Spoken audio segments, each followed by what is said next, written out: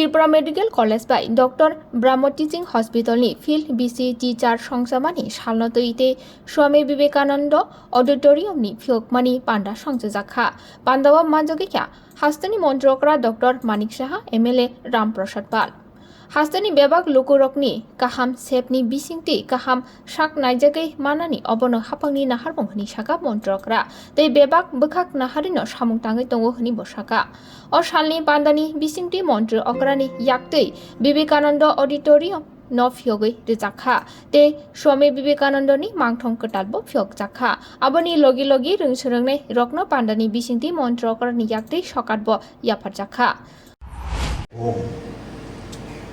Nostalgic মনে হচ্ছে যেন আমার নিজের ঘরে আমি ফিরে এসেছি। এখানে আমাদের রামপ্রসাদ বাবু বলার চেষ্টা করেছেন টু সাম এক্সটেন্ট, সেই দিনগুলোর কথা আজকে মনে পড়ছে আপনাদের কাছে। এগুলোই to some extent I will share. 2005-এ এই কলেজ হবে তখন কিন্তু এই কলেজটাই হবে প্রথম যখন তৎকালীন সময়ে গভর্নমেন্ট শুরু করেছিল। অনেকে বলছিল ত্রিপুরাতে মেডিকেল কলেজ অসম্ভব। তো এই নিয়ে যারা বলছিল মাঝে মাঝে ওদের সাথে আমি দেখা হয়, তো ভাবি যে ওই কথাগুলো যে ওনারা বলেছেন আজকে তাদের কি উত্তর, কোনো উত্তর দেওয়ার ক্ষমতা নেই। কিন্তু আমরা জানতাম দুটো মেডিকেল কলেজ, এখানে একটা ত্রিপুরা মেডিকেল কলেজ হবে। চেম্বারে বসে আছি, হঠাৎ করে একজন ভদ্রলোক আসলেন। কি ব্যাপার? বলে আপনাকে আমাদের মেডিকেল কলেজে আসতে হবে। মেডিকেল কলেজ কই? তো হাপানিয়ার যে স্টেট হসপিটাল আছে, সেই হাপানিয়া স্টেট হসপিটালে আমি চাকরি করতাম তখন। তো বললে আপনাকে প্রফেসর বানিয়ে দেবে। কত বছর আপনার চাকরি? গভর্নমেন্টে তো আছি প্রায় 18-19 বছর হবে, প্রফেসর বানিয়ে দেবো। বলে আচ্ছা, এতদিনের এক্সপিরিয়েন্স, তো প্রফেসর হয়ে যাব। খুব এনথুসিয়াস্টিক, একটা অদ্ভুত একটা চেতনা মনের মধ্যে জাগরিত হলো। তো ভাবছিলাম কবে হবে। তো ধীরে ধীরে দেখলাম ওই ভদ্রলোক এখান থেকে অটো রিক্সা করে নামতো, নেবে আমরা যে আমাদের ডেন্টাল ডিপার্টমেন্ট, এখানে 2-3টে ডিপার্টমেন্ট ছিল।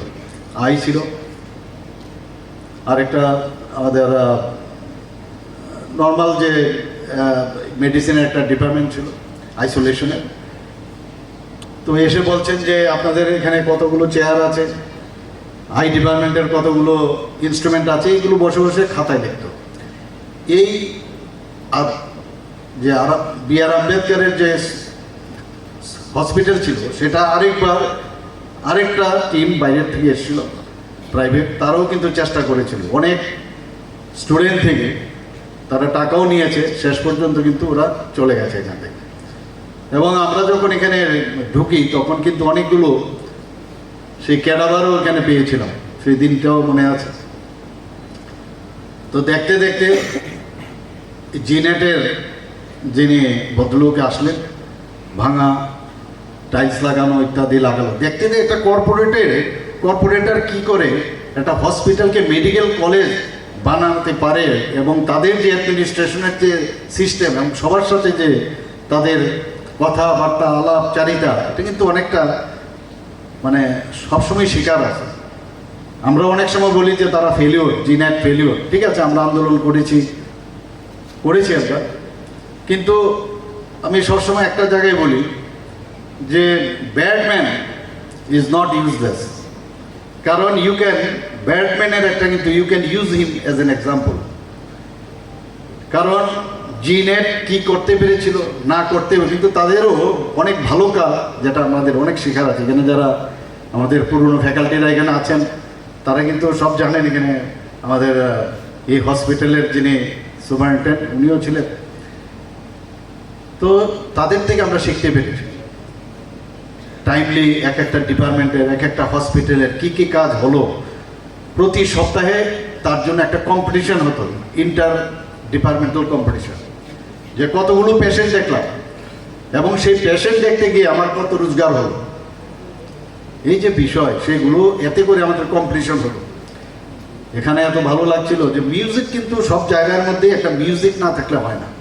এখানে যারা গান করছিল তো মিউজিক শুনলে সবার ভিতরে কিন্তু একটা মিউজিক আছে, সেটা ডাক্তারিতেই হোক, ইঞ্জিনিয়ারিংগিরিতেই হোক, টিচিংয়েই হোক, একটা মিউজিক যখন থাকে তখন কিন্তু কাজ করতেও সুবিধা হয়। তো তৎকালীন সময়ে ওই জিনেটের যিনি চেয়ারম্যান ছিলেন উনি বললেন যে 2005-এ আমরা লেটার অফ পারমিশন আমরা পাইনি। তখন বললো কি করবো আমরা, ঠিক আছে একটা ফাংশন করো। ফাংশন আমরা করালাম। তা আমাকে দায়িত্ব দেওয়া হলো যে আপনি সেই যারা গান করে এরকম একটা টিম আপনি আনেন। আমাদের যথারীতি আমার কারোর থ্রুতে আমি খবর দিলাম, ওরা আসলো। আসার পর ওখানে খুব সুন্দরভাবে গান হলো। এখানে হোস্টেল যেখানে আছে সেখানে খালি মাঠ ছিল তখন। গানের পর উনি বলছেন ত্রিপুরাতে এত ভালো গান গায়ক গায়িকা আছেন আমি ভাবতে পারি না। তো ওনাদেরকে আমাদের এই ইনস্টিটিউটের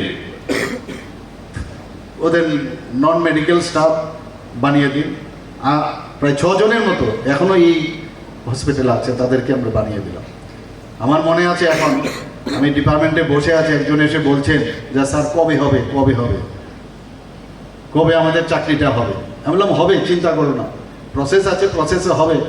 এখনো শুনি বর্তমান বলছে বেকারত্ব কি, জীবন কি হয় সেটা একমাত্র যে বেকার সেই বুঝতে পারে। এটা কিন্তু আজকের তারিখেও আমি সেটা অনেক জায়গায় সেটা। আগরতলা নি প্রণব নি ককঠুম ব্যুরো রিপোর্ট খুম্পই।